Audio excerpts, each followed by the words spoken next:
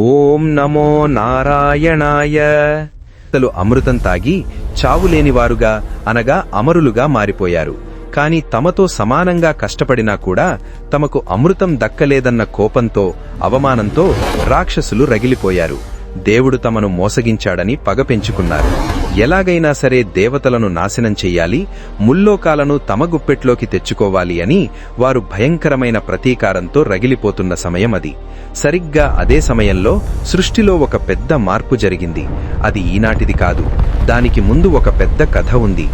ఎక్కడో శ్రీ మహావిష్ణువు నివాసమైన వైకుంఠంలో జరిగిన ఒక సంఘటన ఇప్పుడు భూమి మీద ఒక భయంకరమైన విపత్తుకు కారణం కాబోతోంది. వైకుంఠంలో ఆ విష్ణుమూర్తికి అత్యంత ఇష్టమైన, ఎంతో నమ్మకస్తులైన ఇద్దరు ద్వారపాలకులు ఉండేవారు. వారి పేర్లే జయ మరియు విజయులు. వారు ఎప్పుడూ దేవుడి సేవలో మునిగిపోయి ఉండేవారు. ఒకరోజు సాక్షాత్తు బ్రహ్మదేవుని మానసపుత్రులైన సనక, సనందన, సనత్కుమార, సనత్ సుజాత అనే నలుగురు మహర్షులు విష్ణువును దర్శించుకోవడానికి వైకుంఠానికి వచ్చారు. వారు వయస్సులో చిన్నపిల్లల్లాగా కనిపించినా జ్ఞానంలో బ్రహ్మతో సమానమైనవారు. వారు లోపలికి వెళుతుండగా ద్వారపాలకులైన జయ విజయులు వారిని అడ్డగించారు. స్వామివారు ఇప్పుడు విశ్రాంతి తీసుకుంటున్నారు, ఎవరూ లోపలికి వెళ్లడానికి వీల్లేదు అని దురుసుగా మాట్లాడారు. ఆ మహర్షులకు కోపం వచ్చింది. భగవంతుడి దర్శనానికి అడ్డుపడే అహంకారం మీకు వచ్చింది కాబట్టి మీరు ఈ పవిత్రమైన వైకుంఠంలో ఉండటానికి అర్హులు కారు. మీరు రాక్షసులుగా భూలోకంలో జన్మించండి అని శపించారు. ఆ మాటలు వినగానే జయ విజయులు భయంతో వణికిపోయి మహర్షుల కాళ్ల మీద పడ్డారు. అప్పుడే బయటకు వచ్చిన విష్ణుమూర్తి పరిస్థితిని అర్థం చేసుకున్నాడు. కాని మహర్షుల శాపం వెనక్కి తీసుకోలేము కాబట్టి దేవుడు వారికి ఒక అవకాశమిచ్చాడు. నా పైన భక్తితో 7 జన్మలు సాధారణ మనుషులుగా పుడతారా, లేక నా మీద పగతో రగిలిపోయే రాక్షసులుగా 3 జన్మలు పుట్టి నా చేతిలోనే చనిపోయి తిరిగి వైకుంఠానికి వస్తారా అని అడిగాడు.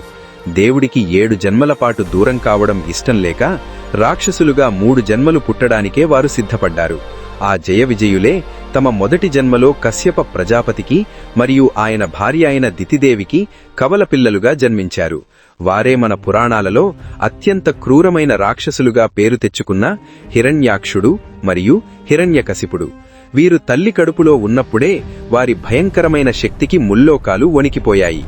తల్లిదేవి వాళ్లను కనడానికి 100 సంవత్సరాలు భయపడి తన కడుపులోనే దాచుకుంది.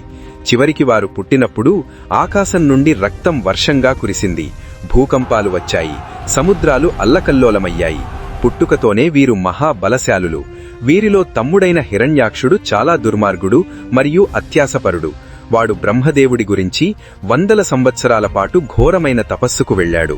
వాడి తపస్సుకు మెచ్చిన బ్రహ్మ ప్రత్యక్షమై ఏమి వరం కావాలి అని అడగగా తనకు చావులేని వరం కావాలి అని అడిగాడు. పుట్టిన ప్రతి ప్రాణికి మరణం తప్పదు అని బ్రహ్మ చెప్పడంతో హిరణ్యాక్షుడు బాగా ఆలోచించి ఒక విచిత్రమైన వరం అడిగాడు. దేవతలు, అసురులు, గంధర్వులు, మనుష్యులు, అలాగే సింహం, పులి, పాము, ఏనుగు ఇలా సృష్టిలో ఉన్న ఎన్నో భయంకరమైన జంతువుల పేర్లు చెప్పి వీటిలో ఏ ఒక్కరి చేతిలో తనకు మరణం రాకూడదని వరమడిగాడు. బ్రహ్మదేవుడు తథాస్తు అని చెప్పి మాయమయ్యాడు. కాని వరమడిగే ఆ తొందరలో హిరణ్యాక్షుడు అడవి పంది అనగా వరాహం పేరు చెప్పడం మర్చిపోయాడు.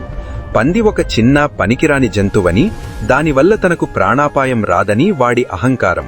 బ్రహ్మ వరం దక్కగానే వాడిలో గర్వం తలకెక్కింది. ఇక తనకు తిరుగులేదు అనుకుని చేతిలో ఒక పెద్ద గద పట్టుకుని యుద్ధానికి బయలుదేరాడు. దారిలో కనిపించిన మునులను, దేవతలను ఇష్టమొచ్చినట్లు కొట్టాడు. నేరుగా స్వర్గం మీద దాడి చేసి ఇంద్రుడిని, మిగతా దేవతలను తరిమికొట్టి స్వర్గాన్ని ఆక్రమించాడు. దిక్పాలకులను తన బానిసలుగా చేసుకున్నాడు. అంతటితో వాడికి శాంతి కలగలేదు. తన బలాన్ని నిరూపించుకోవాలని తన గదతో పర్వతాలను పిండి పిండి చేశాడు. చివరికి వాడి కన్ను భూమి మీద పడింది. సకల జీవరాశికి, పచ్చదనానికి ఆధారమైన ఈ భూమాతను తీసుకువెళ్లి ఎవరూ లేని చీకటి ప్రదేశంలో దాచేయాలి అని అనుకున్నాడు. వెంటనే తన అంతులేని రాక్షస బలంతో ఈ భూమండలాన్ని ఒక చిన్న చాపలాగా చుట్టేశాడు. ఆ భూమిని తన చంకలో పెట్టుకుని మహాసముద్రం అడుగున ఉన్న రసాతలం అనే చీకటి లోకంలోకి వెళ్లిపోయాడు. ఆ బురదలో ఆ భూమిని దాచేశాడు. భూమి సముద్రం అడుగున మునిగిపోవడం వల్ల సృష్టి మొత్తం అతలాకుతలమైపోయింది. చెట్లు లేవు, నదులు లేవు, వెలుగు లేదు, ప్రాణులు ఊపిరి ఆడక విలవిలలాడిపోయాయి. భూమాత కూడా ఆ చీకటి బురదలో ఉక్కిరిబిక్కిరి పడుతూ తనను కాపాడమని రోదించింది. ఇదంతా చూస్తున్న దేవతలు భయంతో బ్రహ్మదేవుడి దగ్గరికి పరుగెట్టారు. తండ్రి, ఆ రాక్షసుడు భూమిని సముద్రంలో ముంచేశాడు, సృష్టి ఆగిపోతోంది, మమ్మల్ని కాపాడు అని వేడుకున్నారు. అప్పుడు బ్రహ్మదేవుడు కళ్ళు మూసుకొని శ్రీ మహావిష్ణువును మనస్ఫూర్తిగా ప్రార్థించాడు. సరిగ్గా అదే సమయంలో బ్రహ్మదేవుని ముక్కురంధ్రం నుండి ఒక చిన్న శబ్దం వస్తూ బొటనవేలు పరిమాణంలో ఉన్న ఒక తెల్లటి అడవి పంది అనగా శ్వేతవరాహం బయటకు వచ్చింది. అది బ్రహ్మ చేతిలో పడగానే చూస్తుండగానే క్షణాల్లో ఒక ఏనుగంతా, ఆ తర్వాత ఒక పర్వతమంతా, ఆ తర్వాత ఆకాశాన్ని అంటేంత భారీ పరిమాణంలోకి పెరిగిపోయింది. ఆ వరాహమూర్తి కళ్ళు ఎర్రటి సూర్యుడిలా ఉన్నాయి. ఆయన శరీరం నల్లటి మేఘంలా మెరుస్తోంది. ఆయన గర్జన వింటే బ్రహ్మాండం మొత్తం దద్దరిపోతోంది. ఆ రూపం చూసి బ్రహ్మ, శివుడు మరియు దేవతలందరూ ఆశ్చర్యపోయి చేతులెత్తి నమస్కరించారు. అదే శ్రీ మహావిష్ణువు ధరించిన 3వ అవతారమైన యజ్ఞవరాహ అవతారం.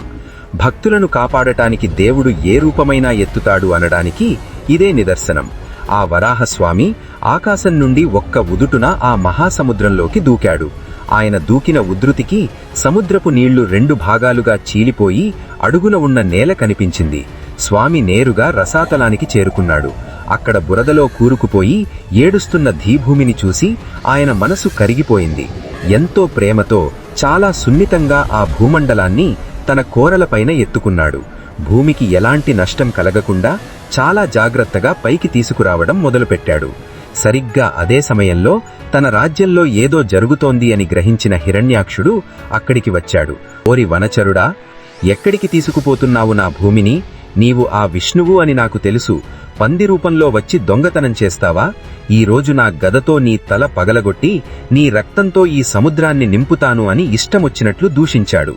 వరాహమూర్తి మాత్రం భూమిని చాలా జాగ్రత్తగా పట్టుకొని చిరునవ్వు నవ్వుతూ, ఓరి మూర్ఖుడా, అవును, నేను అడవి పందినే, కాని నిన్నులాంటి గ్రామసింహాలను వేటాడే మృగాన్ని నేను.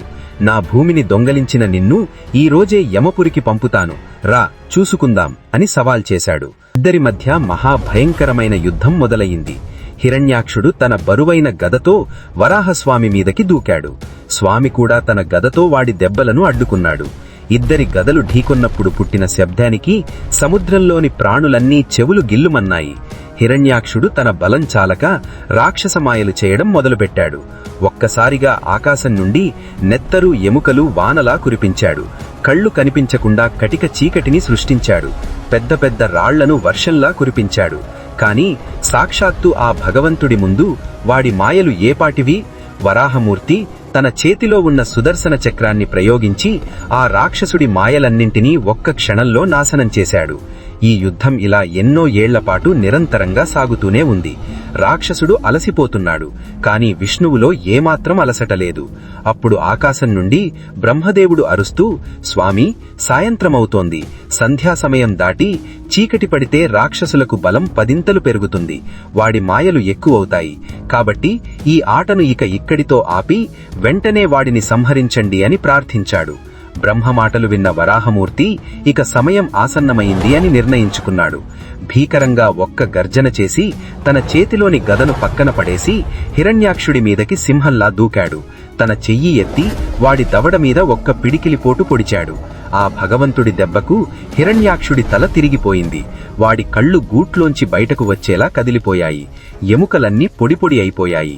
అప్పటిదాకా ముల్లోకాలను గడగడలాడించిన ఆ రాక్షసుడు ఒక పెద్ద పర్వతం కుప్పకూలినట్లుగా గిరగిరా తిరుగుతూ నేలమీద పడిపోయి ప్రాణాలు వదిలాడు. వాడి మరణంతో ముల్లోకాలు ఒక్కసారిగా ఊపిరి పీల్చుకున్నాయి. దేవతలందరూ ఆకాశం నుండి పూలవాన కురిపించారు, దుందుబులు మ్రోగించారు. ఆ తర్వాత వరాహమూర్తి చాలా ప్రశాంతంగా తన కోరల మీద ఉన్న భూదేవిని తీసుకువచ్చి మహాసముద్రం పైన ఒక తామర ఆకులాగా సురక్షితంగా ప్రతిష్ఠించాడు. భూమి నీటి మీద కదలకుండా ఉండడానికి తన సంకల్పంతో పెద్ద పెద్ద పర్వతాలను, కొండలను సృష్టించి సమతుల్యం చేశాడు. భూమాతకు విముక్తి కలిగించిన ఆ స్వామిని అందరూ వరాహ లక్ష్మీ నరసింహుడు అని కీర్తించారు. ఈ అవతారంలో ఉన్న గొప్ప తత్వమేమిటంటే, ఒక స్వచ్ఛమైన వస్తువు బురదలో పడిపోతే దానిని బయటకు తీయడానికి ఏ మనిషైనా అసహ్యపడతాడు.